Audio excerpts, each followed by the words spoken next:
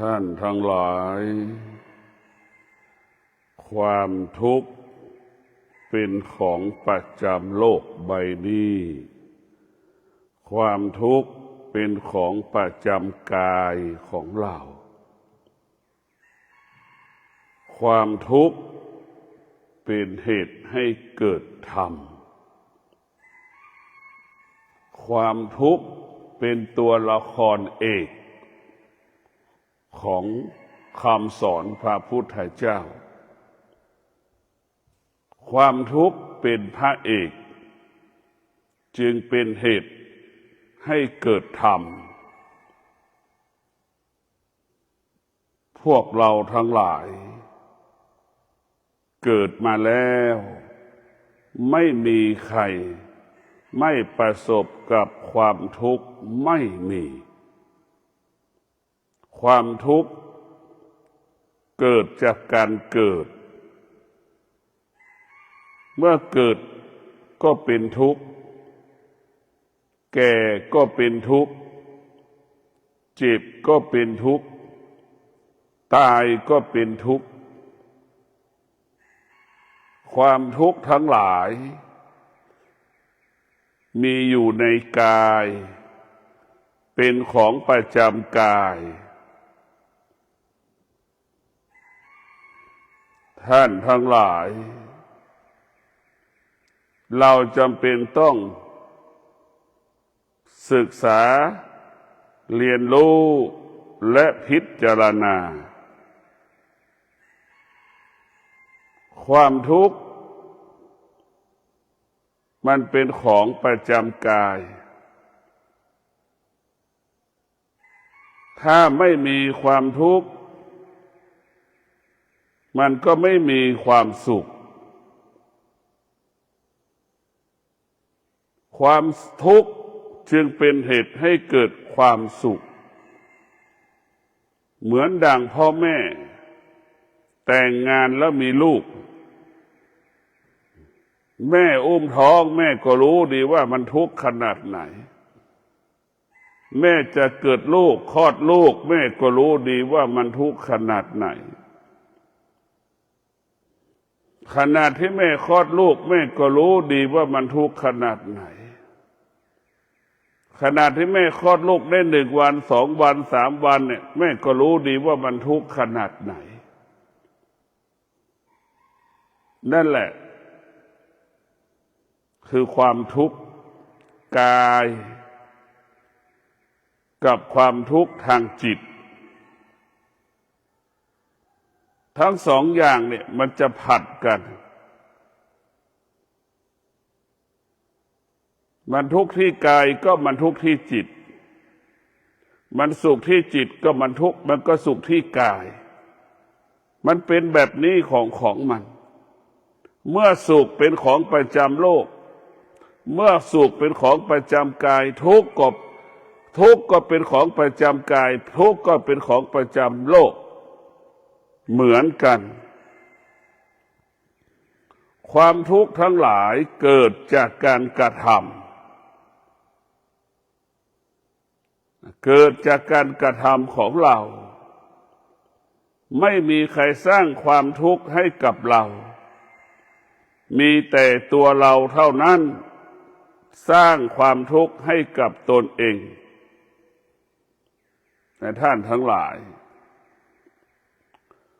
ความทุกข์ของพระพุทธเจ้าก็คือเกิดก็เป็นทุกข์แก่ก็เป็นทุกข์เจ็บก็เป็นทุกข์ตายก็เป็นทุกข์นี่คือเป็นแก่นสาระของความทุกข์อันนี้คือเป็นแก่นสาระของความทุกข์และเป็นหลักของความทุกข์และเป็นเหตุขยายผลให้เป็นความทุกข์เพิ่มบนโลกใบนี้แต่มนุษย์จำนวนมากของโลกเอาความรู้สึกมาเป็นความทุกข์เอาความรู้สึกมาเป็นความทุกข์สิ่งใดบุคคลใดที่ตอบสนองเรา เราก็เอาสิ่งนั้นมาเป็นความสุขเอามาเป็นความทุกข์คนชอบก็เป็นทุกข์คนที่ไม่ชอบก็เป็นคนที่ไม่ชอบก็เป็นทุกข์คนที่ชอบก็เป็นสุขท่านทั้งหลายความทุกข์ทั้งหลายมันเอาความรู้สึกมนุษย์ได้สร้างความรู้สึกหรือเราจะเรียกว่าขันธ์ห้าเป็นเหตุให้เกิดความทุกข์ก็ได้หรือความทุกข์เกิดจากขันธ์ห้า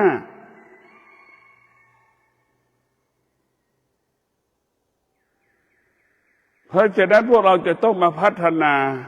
กายกับจิตให้กายกับจิตเข้าใจให้เข้าใจมันและก็อยู่กับมันให้ได้ถ้าเราไม่มีเหตุไม่มีผลมันทุกข์ก็เป็นปกติสุขก็เป็นปกติ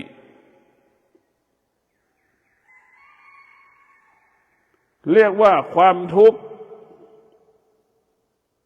ที่มันเกิดจากการเกิดในสิ่งที่น่ากลัวถ้าเราไม่อยากกลับชาติมาเกิด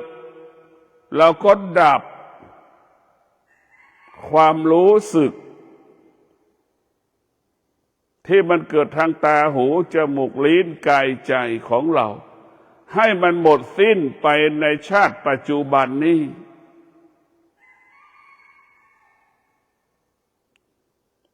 ความรู้สึกที่มันเกิดจากทางตาหูจมูกลิ้นกายใจมันเปรียบเสมือนเชื้อโรคเปรียบเสมือนเชื้อโรคเหมือนไวรัสมันพัฒนาและมันเปลี่ยนแปลงไปตลอดเวลามนุษย์ทั้งโลกตึงตกอยู่ใต้อำนาจความอยากที่มันเกิดทางตาหูจมูกลิ้นกายใจไปยึดติดในความอยากที่มันเกิดจากทางตาหูจมูกลิ้นกายใจ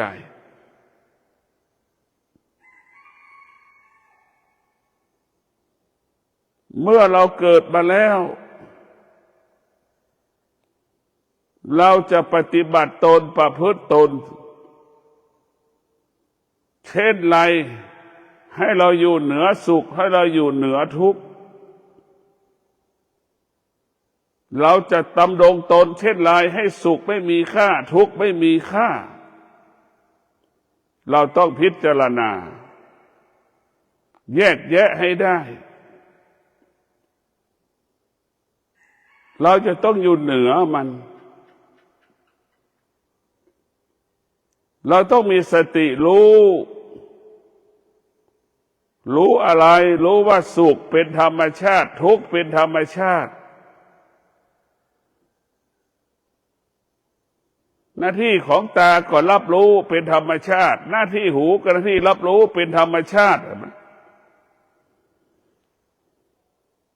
จมูกก็ที่รับรู้ลิ้นก็ที่รับรู้กายก็ที่น่ารับรู้รู้สึกจิตก็เป็นเช่นนั้นหน้าที่ของมันเป็นเช่นนั้น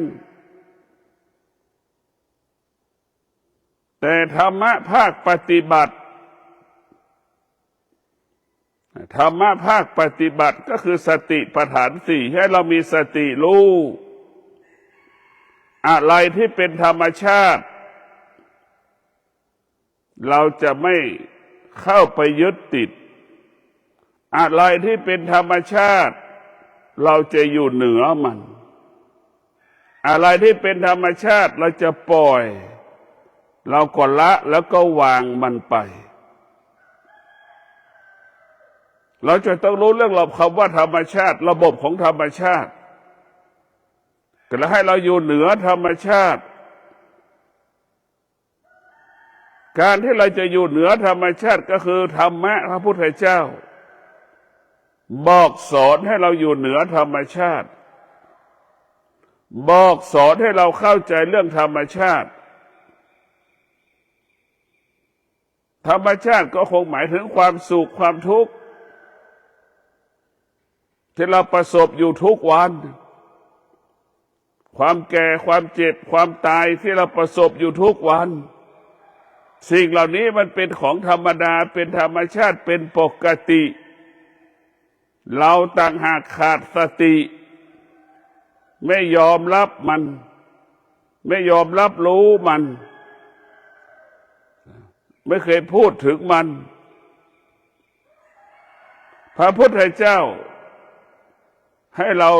พุทธเจ้าจึงบอกสอนให้เรารู้เรื่องธรรมชาติขันธ์ห้าก็เป็นธรรมชาติ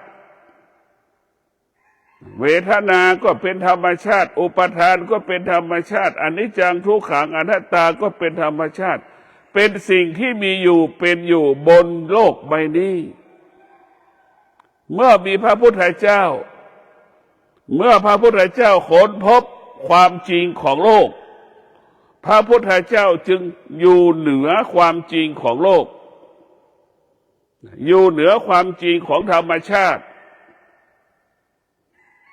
ธรรมชาติไม่มีค่าไม่มีความหมายใดๆสำหรับดวงจิตของผู้ปฏิบัติธรรมเพราะเรารู้แล้วว่าตั้งแต่เส้นผมถึงฝ่าเท้าเป็นเรื่องธรรมชาติตาหูจมูกลิ้นกายใจที่มันสัมผัสก็เป็นเรื่องธรรมชาติที่มันกระทบก็เป็นเรื่องของธรรมชาติ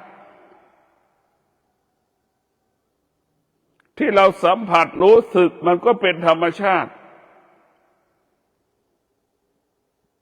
เราจะออกจากธรรมชาติได้เราต้องมีสติหรือเรามีธรรมะมีสติมีธรรมะคือการมีสตินั่นแหละสติจึงเป็นหลักของธรรมะเป็นหลักใหญ่เมื่อเรามีสติรู้อะไรที่เป็นธรรมชาติเราก็ให้เราอยู่เหนือธรรมชาติอะไรที่เป็นธรรมชาติเราก็ละธรรมชาติสติมันจะบอกมันจะสอนเรา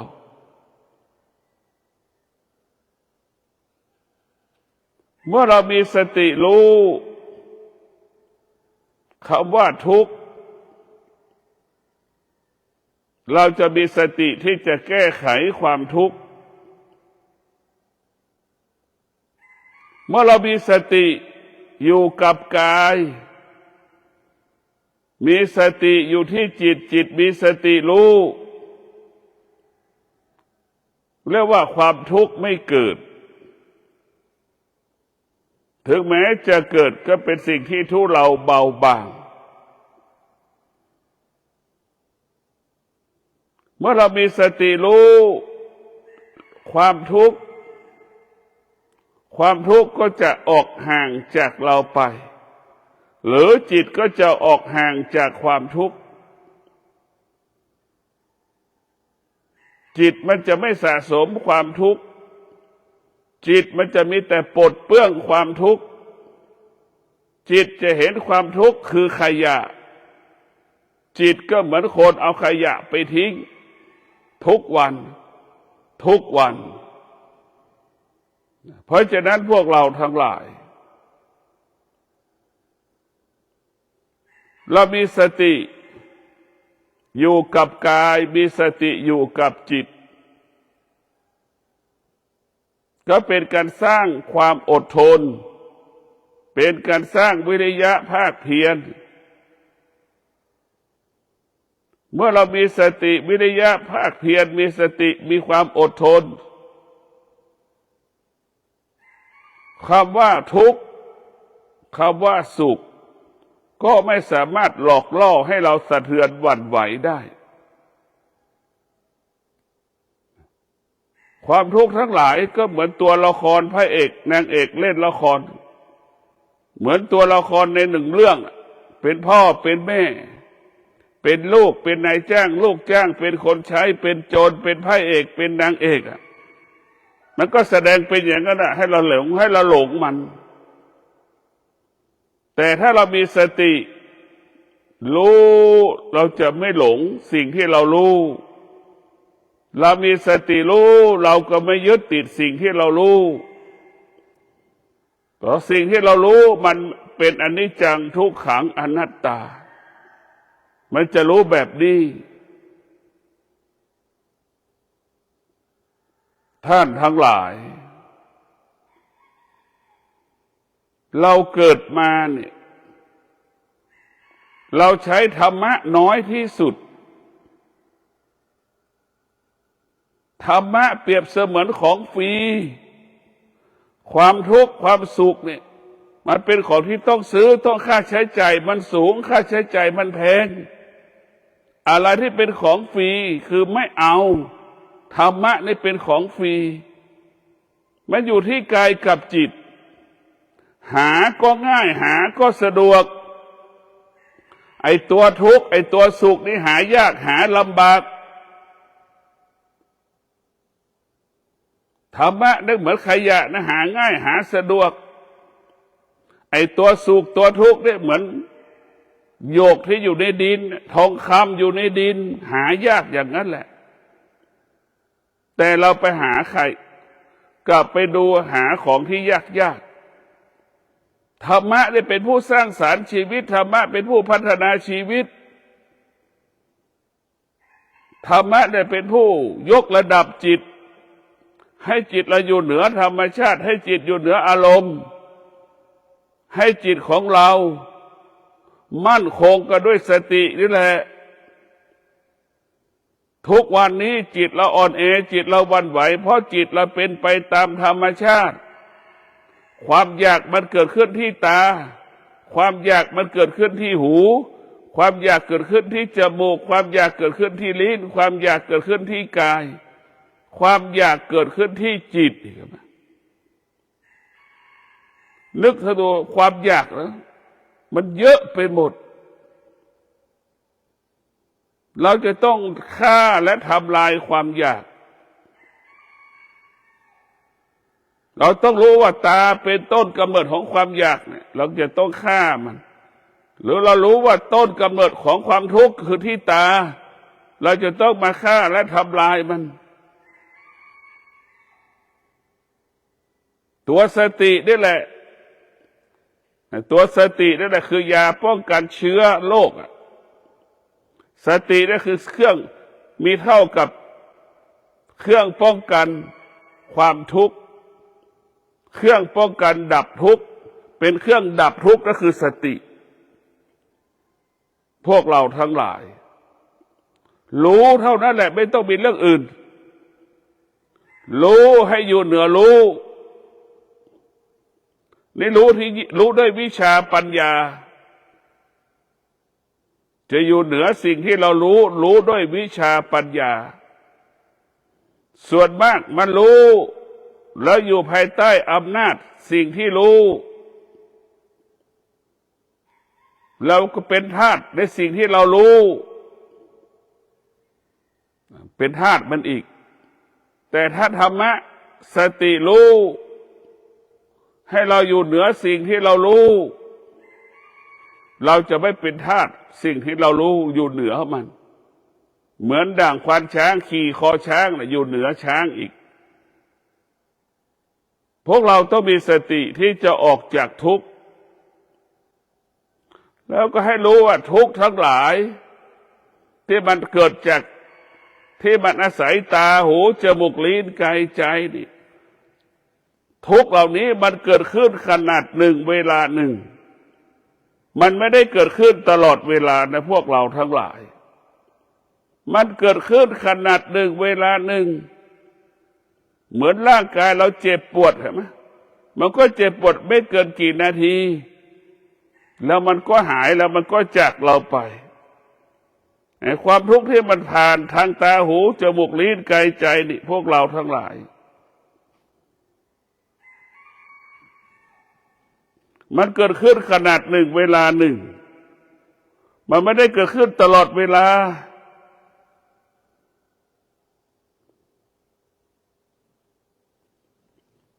ไม่ว่าสุขก็เกิดขึ้นขนาดหนึ่งเวลาหนึ่งมันไม่ได้เกิดขึ้นตลอดเวลาถ้าเราเข้าใจมันเนี่ยเราก็ไม่ตามมันเราไม่ต้องไปตามใจมันเพราะเราไม่เข้าใจเราไปตามใจมันหมดมันทุกข์ก็สำแดงอาการสุขก็สำแดงอาการแล้วเราจะอยู่ยังไงล่ะชีวิตเราความทุกข์ที่มีตัวตนก็คือสามีทำให้เราทุกข์ความทุกข์ที่มีตัวตนก็คือภรรยานั่นแหละเป็นทุกข์ทำให้เราเป็นทุกข์ความทุกข์ที่มีตัวตนก็คือลูกนั่นแหละเป็นทำให้เราเป็นทุกข์ทุกข์นี่แหละ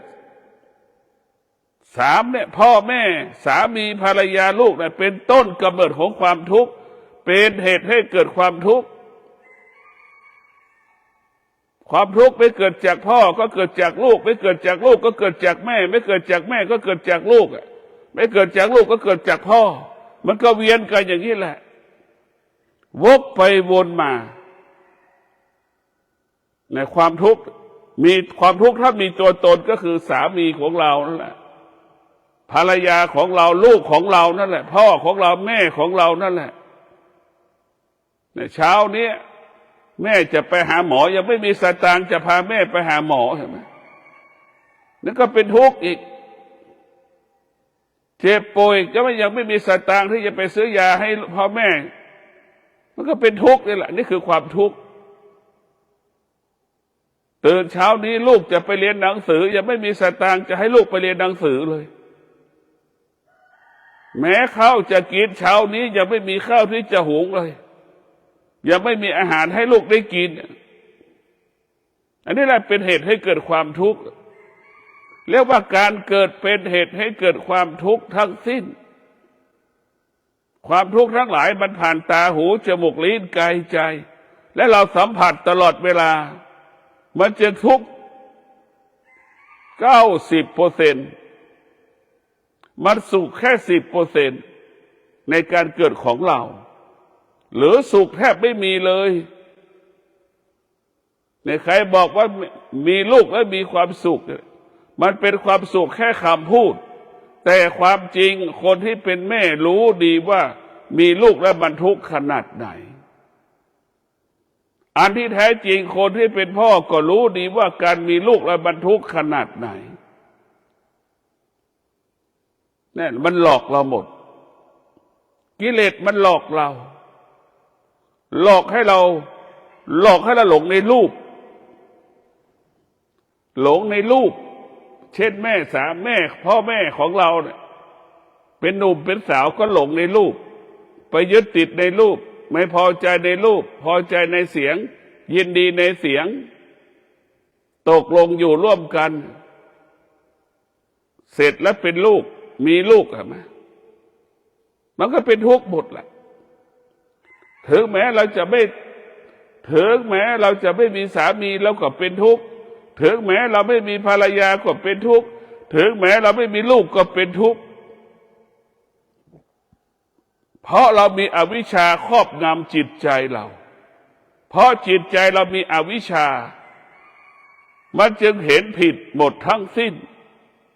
เห็นกงจากเป็นดอกบัวนั่นแหละพวกเราทั้งหลายอวิชชาของเรานี่มันติดอยู่ที่ตาหูจมูกลิ้นกายใจเนี่ยมันอยู่ที่ตาหูจมูกลิ้นกายใจให้เราหลงในรูปก็หลงในร่างกายของตนเองหลงในร่างกายของคนอื่นหลงในเสียงของตนเองหลงในเสียงของคนอื่นหลงในกลิ่นของตนเองหลงในกลิ่นของคนอื่นเนี่ยพวกเราทั้งหลายอวิชชาทั้งหลายนี่มันจึงเป็นเหตุให้เราเกิดความทุกข์ตลอดเวลาเราจะเป็นต้องมาถอดถอนอวิชชาออกจากจิตใจเรา การจะถอดถอนอวิชชาคือการมีสติเมื่อเรามีสติแล้วมีความอดทนมีวิริยะภาคเพียรไปบังคับตาไม่ตอบสนองสิ่งที่ตามันรู้ไม่ตามใจที่ตามันรู้นี่แหละเราจะไม่ตามมันเราจะไม่ตอบสนองที่หูมันรู้สึกเราจะมีสติรู้เราจะไม่ตอบสนองความรู้สึกที่เสียงมันกระทบกับหูแล้วหูได้ยินเสียงหูหรือสัมผัสกับเสียงเราจะไม่ตอบสนองมันอันนี้แหละคือเราต้องใช้สติมากำจัดอวิชชาทั้งปวงในตัวสติประกอบด้วยวิริยะในตัวสติประกอบไปด้วยความอดทนจนถึงที่สุดอวิชชาทั้งหลายก็หมดสิ้นไปจากตาหูจมูกลิ้นกายใจ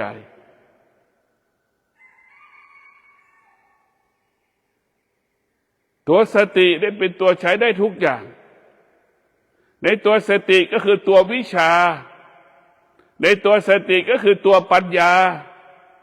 รู้อวิชชาเราก็ดับอวิชชา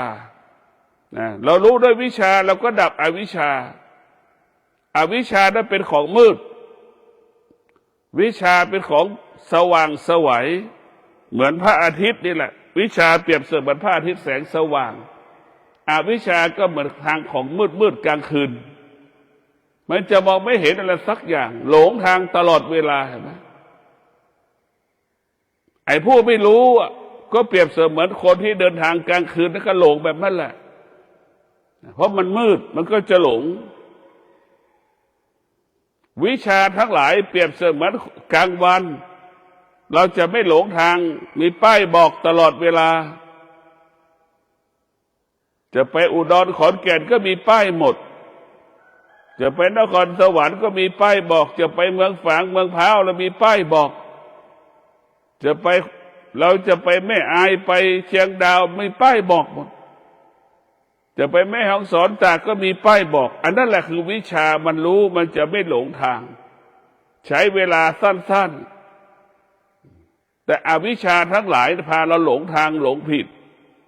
จนคนตายไปแล้วกี่ล้านคนก็ไม่รู้ด้วยอวิชชากาบชาติมาเกิดอวิชชาก็ยังเป็นเจ้าของอีกอวิชชาก็คือจนอวิชชาก็คือจนเพราะฉะนั้นพวกเราทั้งหลายโจรมันตึงฆ่ามันเบียดเบียนทำลายคนอื่นอวิชชาก็เป็นเช่นนั้นเบียดเบียนกายเราเบียดเบียนจิตของเรามันเบียดเบียนทำให้เราเกิดความทุกข์ทำให้เราเกิดปัญหาตลอดเวลาอวิชชาเราทุกข์เพราะอวิชชาเราเกิดเพราะอวิชชาอวิชชามันก็จึงกำกับเราตั้งแต่เราเกิดจนเราตายนี่เรามาปฏิบัติธรรมเรามาประพฤติธรรมนี่เพื่อจะออกจากอวิชชาก็คือออกจากความทุกข์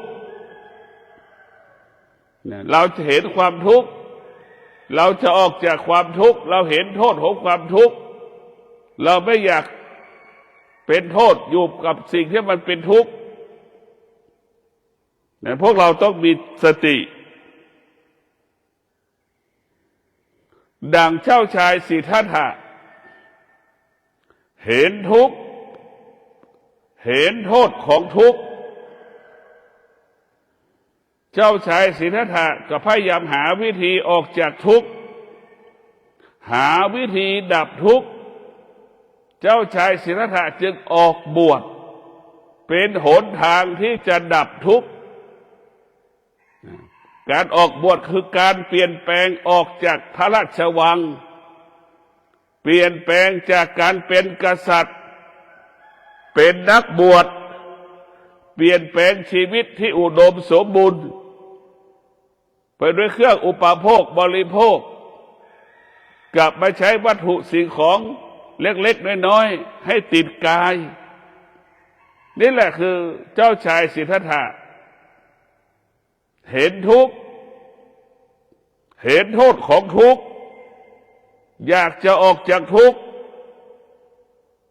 อยากพ้นทุกข์จึงออกบวชบำเพ็ญเพียร6 ปีจึงได้สำเร็จเป็นพระพุทธเจ้า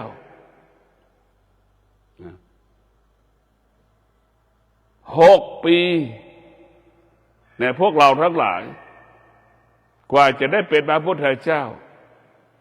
6 ปีพระพุทธเจ้าก็ใช้สติขับไล่อวิชชาที่อยู่ในกายพระพุทธเจ้า6 ปีขับไล่อวิชชาออกจากกายพระพุทธเจ้าออกจากจิตพระพุทธเจ้าออกจากความรู้สึกของพระพุทธเจ้าเราจะต้องกำจัดเราจะต้องระงับเราจะต้องยุติสิ่งที่เป็นอวิชชาให้ออกไปจากกายจากจิตของเราแต่พวกเราทั้งหลายร่างกายของเราเนี่ยนะมันเป็นต้นกำเนิดของความทุกข์จิตของเราแหละเป็นต้นกำเนิดของความทุกข์เมื่อเรามาบำเพ็ญเพียรภาวนามารู้เรื่องพระธรรมเราเอาพระธรรมเนี่ยมาคลายความทุกข์กำจัดความทุกข์วิธีแก้ทุกข์ของชาวบ้านก็คือดำรงตนด้วยศีลดำรงตนด้วยสมาธิดำรงตนด้วยปัญญานี่คือการแก้ความทุกข์เบื้องต้นของชาวบ้านชาวโลก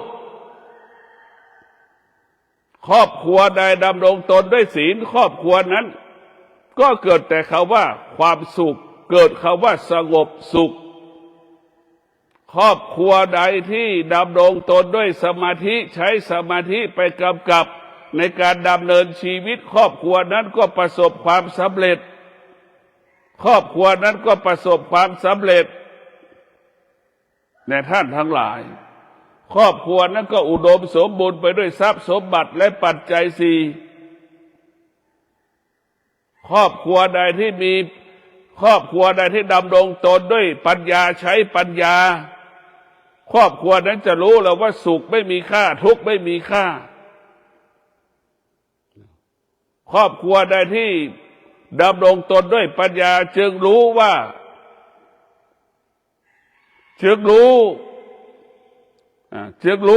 สุขไม่มีค่าทุกข์ไม่มีค่าจึงรู้เช่นนั้น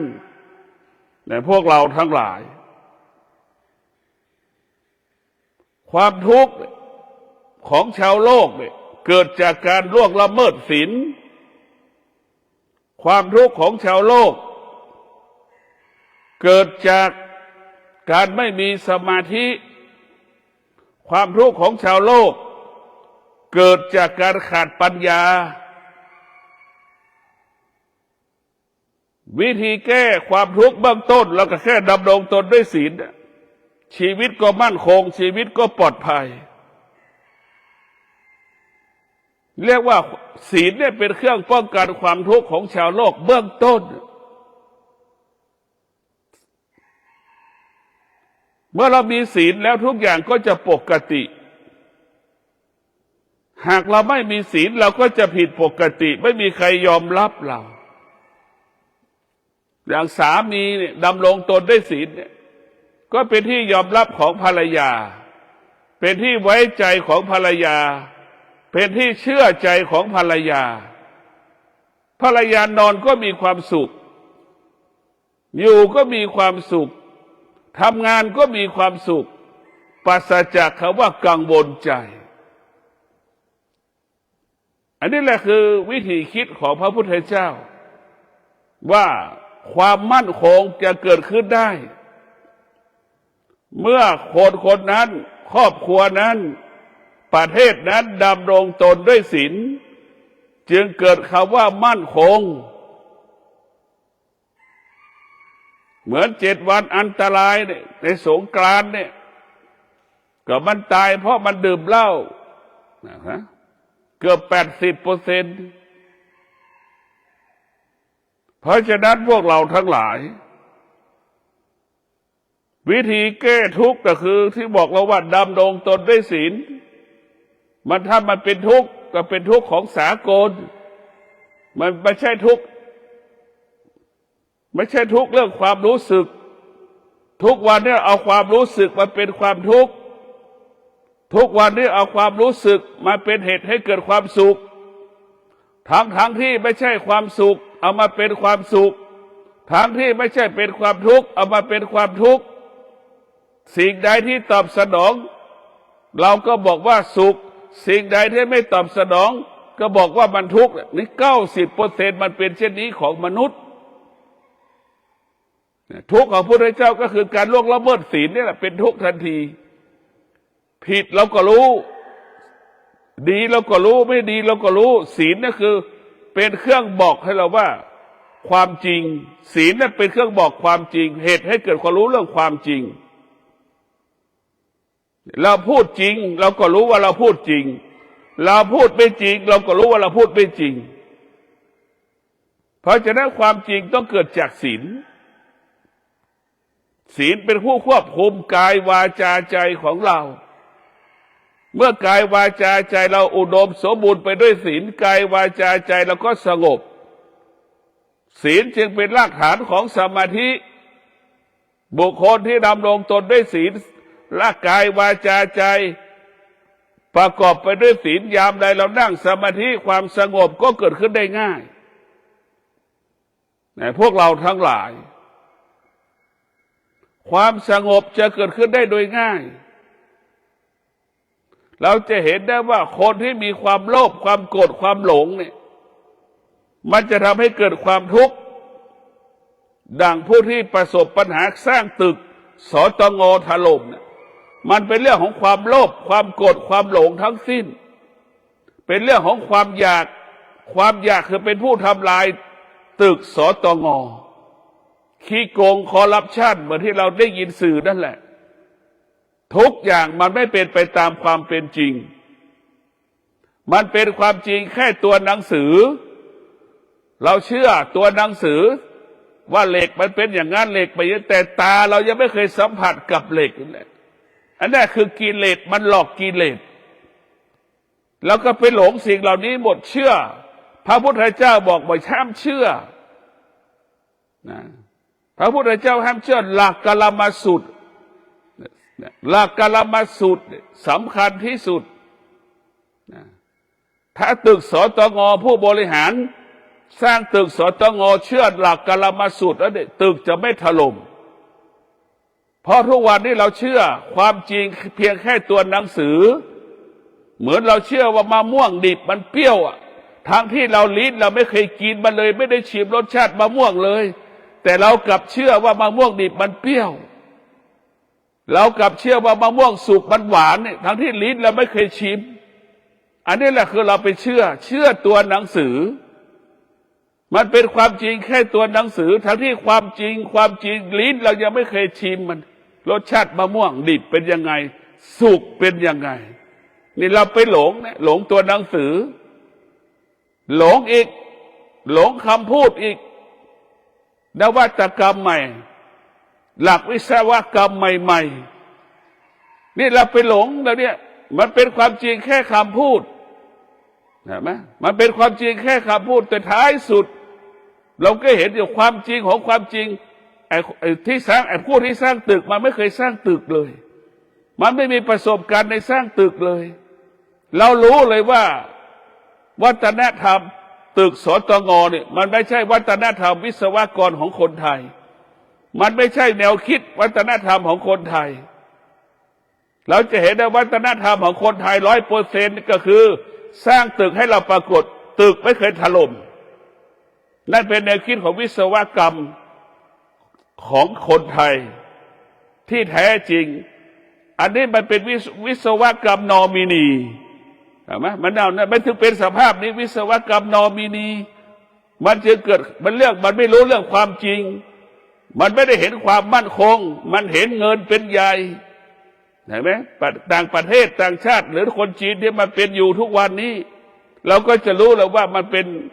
แนวคิดวิศวกรรมนอมินีใช้คำว่าวิศวกรรมเนี่ยมันหลอกมาล่อ อ้คนที่ตกอยู่ใต้อำนาจความโลภเนี่ยก็อยู่ในความโลภของสตางค์อีกวิศวกรไทยแล้วก็ตกอยู่ใต้อำนาจของเงินเมื่ออยู่ใต้อำนาจของเงินเราก็มีความโลภพอมีความโลภมันก็ทำลายสิ่งคำว่ามั่นคงทำลายคำว่าคุณภาพประสิทธิภาพท่านทั้งหลายพระพุทธเจ้าสอนอย่าเชื่อสิ่งที่พระพุทธเจ้าพูดอย่าเชื่อพระไตรปิฎกให้เชื่อเรื่องความจริงตลับใดที่ลิ้นไม่ชิมมะม่วงเราจะไม่เชื่อว่ามะม่วงมันหวานหรือมันเปรี้ยวเนี่ยต้องให้เชื่ออย่างนี้แต่ทุกวันเราเชื่อตัวหนังสือมันจึงกลายเป็นคำว่าเป็นความจริงเพียงแค่ตัวหนังสือเป็นความจริงเพียงแค่คำพูดเราจึงถูกหลอกถูกโกงมาตลอดเวลาก็ขอความสุขสวัสดีจงเกิดแก่ท่านทั้งหลายมีสติรู้เราจะไม่ถูกหลอกมีสติรู้จิตของเราจะไม่หลอกตัวเรามีสติรู้เราจะอยู่เหนือสิ่งที่จิตรู้แล้วมีสติรู้เราจะไม่ยึดติดสิ่งที่จิตบรรลุขอเจริญพร